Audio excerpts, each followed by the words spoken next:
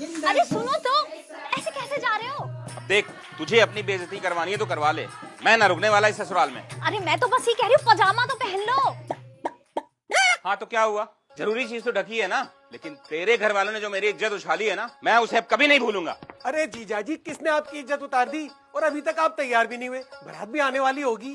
अब बारात आ रही है तो आए, लेकिन इस घर का दामाद अब जा रहा है, क्योंकि तुमने दो दामादों के बीच में फर्क किया है, फर्क। दो दामाद?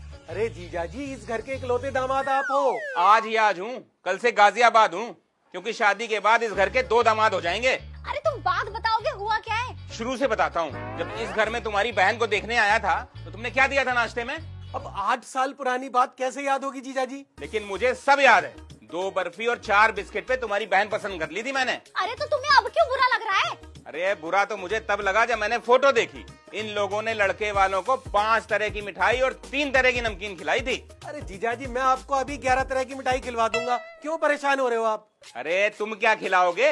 पिताजी ने बोला था शादी में बारातियों का स्वागत पान पराग से करना, लेकिन मिला क्या? सुगंध की सौंफ। तो ये बात आपने तब क्यों नहीं बोली? तब तो मैं खून का घूंट पी के रह गया था। अरे जब खून का घूंट पी के रह गए थे तो अब क्यों उल्टियाँ कर रहे हो? उल्टी?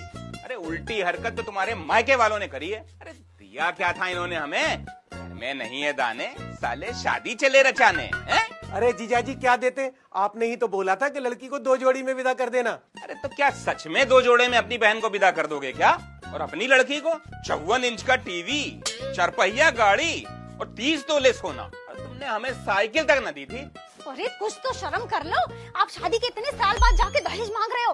अरे अब दहेज किसे चाहिए?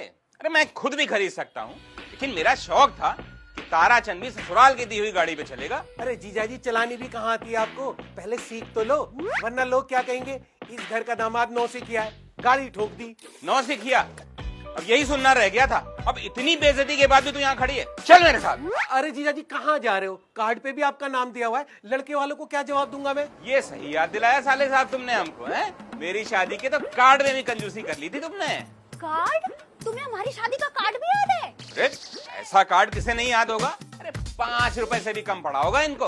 अरे जीजाजी, कार्ड पार्ट पे क्या फालतू खर्च करना, इसीलिए ऐसा छपवा दिया था। वाह साले साहब वाह, ये बात अपनी बेटी की शादी में तो ना याद आई आपको? कम से कम 50 रुपए का एक कार्ड पड़ा होगा इनको। और घर के दामाद का नाम सबसे ऊपर होना चाहिए, और इन्होंने नीचे जरा सा छपवा रखा है। अरे जीजाजी, आपका नाम लिखवाने के चक्कर में हम तो कार्ड पे ये भी ना लिखवा पाए कि मेरी दीदी की शादी में जरूर जरूर आना। और आप हो के क्या हूँ मैं? कुत्ता हूँ? रे लड़की के घर में बाप कुत्ता और ससुर के घर में जमाई कुत्ता। ये क्या बात हुई? ये किसने बोला आपको? अरे कुत्ता ना होता तो रात भर बिना तकिया चादर के सो रहा होता क्या?